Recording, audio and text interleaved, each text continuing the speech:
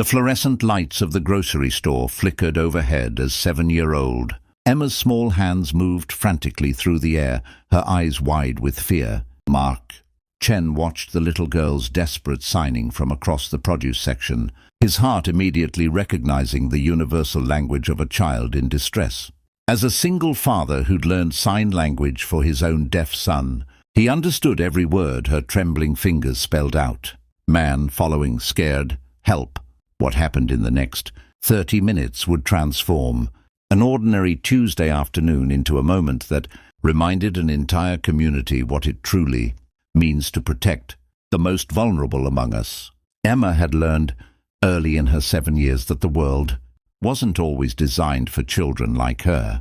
Born profoundly deaf to parents who'd struggled to accept her disability, she'd spent most of her young life navigating a hearing world that often forgot she existed. Her mother had left when Emma was 3, unable to cope with raising a child with special needs.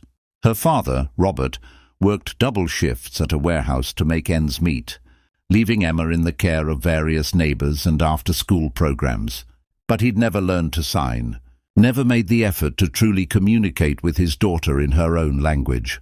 Their relationship existed in awkward gestures and frustrated miscommunications. That afternoon, Emma had been walking home from the community center, taking her usual route past the grocery store.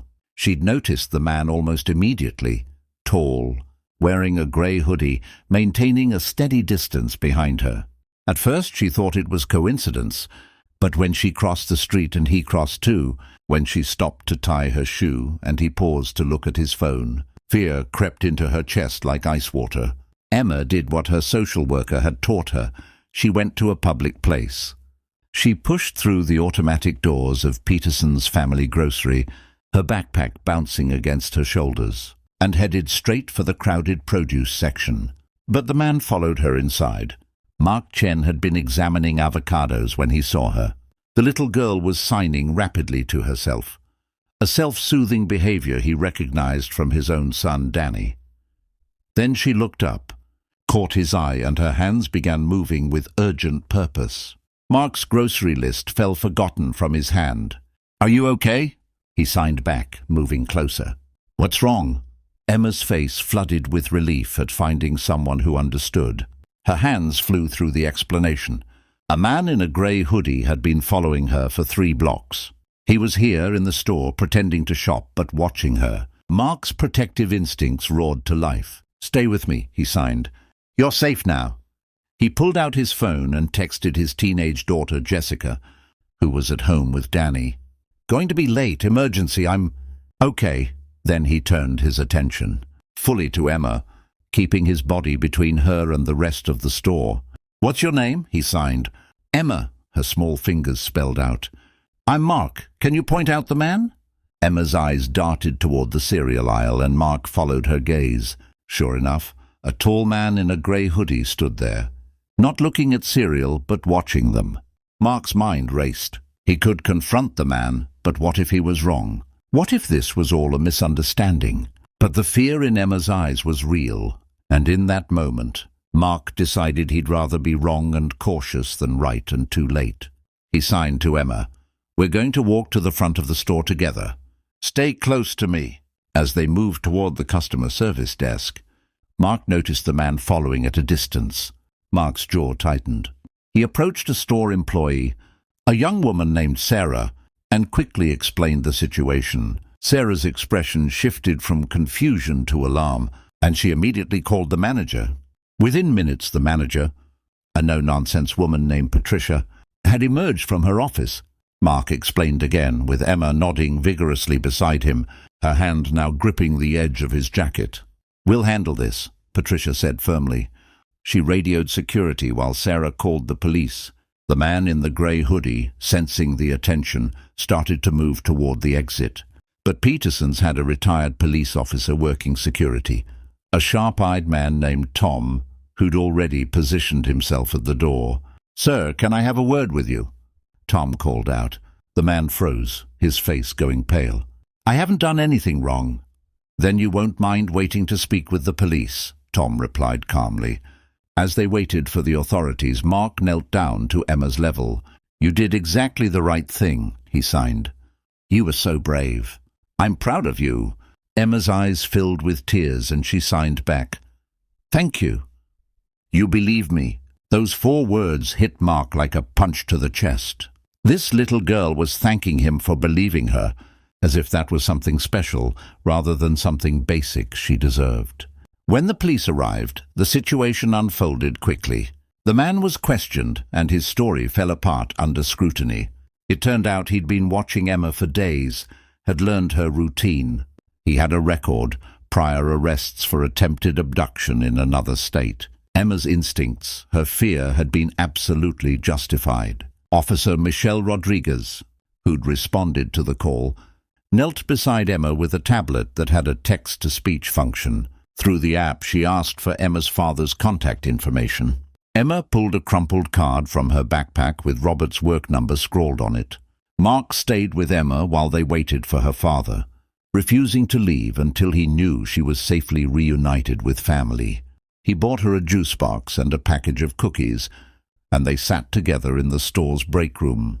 Through their signs, Mark learned about Emma's life, her loneliness, her struggles to be understood, her father who loved her but couldn't talk to her. When Robert finally burst through the doors 45 minutes later, his face was stricken with terror. "Emma!" he called out, his voice cracking. Emma ran to him and he scooped her up, holding her so tightly she had to tap his shoulder. When he set her down, Emma began signing rapidly, telling him everything that had happened. Robert's face crumpled as he watched her hands, not understanding a single gesture. "I'm sorry," he said, his voice breaking. "I'm so sorry, baby. I don't know what you're saying." Mark stepped forward. "I can translate," he offered quietly. For the next 20 minutes, Mark served as the bridge between father and daughter. He translated Emma's fear, her bravery, her relief. He translated Robert's anguished apologies, his gratitude, his overwhelming love for his daughter and his shame at not being able to communicate with her. "She was incredible," Mark signed to Emma while speaking to Robert. "She knew to go to a safe place. She asked for help. She's a remarkable kid." Robert's eyes filled with tears. "I failed her," he said. "I've been so focused on working, on providing, that I never learned her language." "What kind of father does that make me?" Mark put a hand on the other man's shoulder. "The kind who can start today. It's never too late." That night, Mark couldn't stop thinking about Emma. He discussed it with Jessica and Danny. Over dinner, signing as he spoke so Danny could follow the conversation. His children had grown up in a household where sign language was as natural as speaking, where accommodations weren't special treatment but basic respect. "We should help them," Jessica said firmly. She was 16, fierce in her convictions and her love for her younger brother. Emma shouldn't have to go through life with her own dad not understanding her. Danny nodded vigorously. "We can teach him," he signed, "like you taught everyone else." Mark had indeed taught sign language to their neighbors, to Danny's teachers, to the parents of Danny's friends.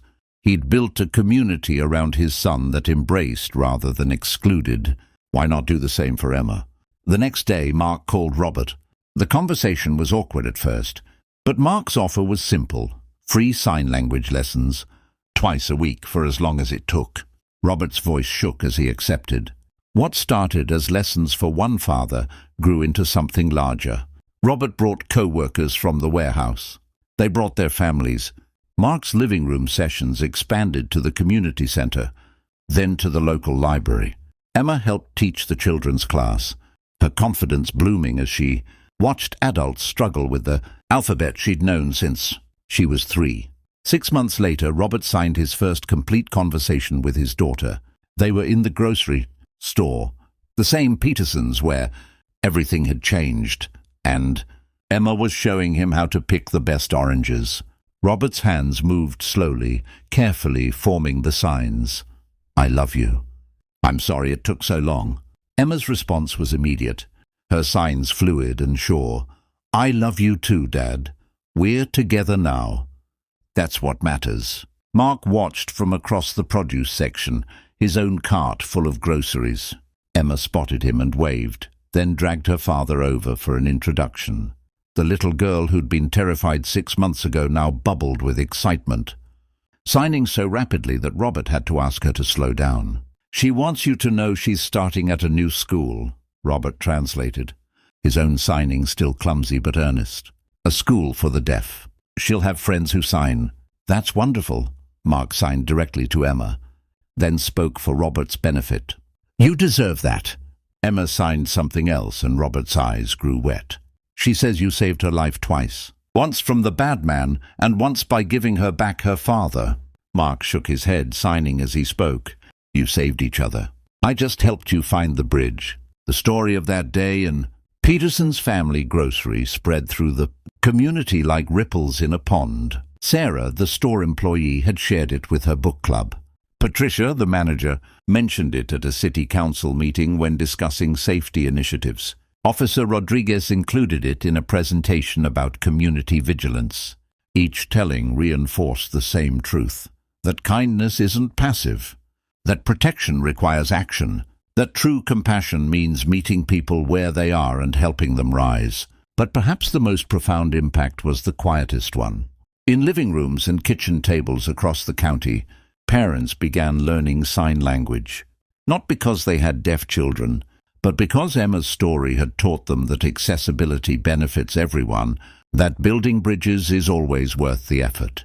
Mark Chen never sought recognition for what he did that afternoon. When a local news station wanted to interview him, he declined, saying any decent person would have done the same. But Emma knew better. She knew that in her 7 years, dozens of hearing people had walked past her distress without a second glance. Mark hadn't just seen her, he'd understood her, believed her, protected her, and then given her the greatest gift possible, a father who could finally hear her voice. On the anniversary of that day, Emma and Robert visited Mark's house with a gift, a painting Emma had created in her art class. It showed a little girl and a man in a grocery store, their hands forming signs surrounded by warm light. At the bottom, in careful letters, Emma had written, "Heroes speak every language.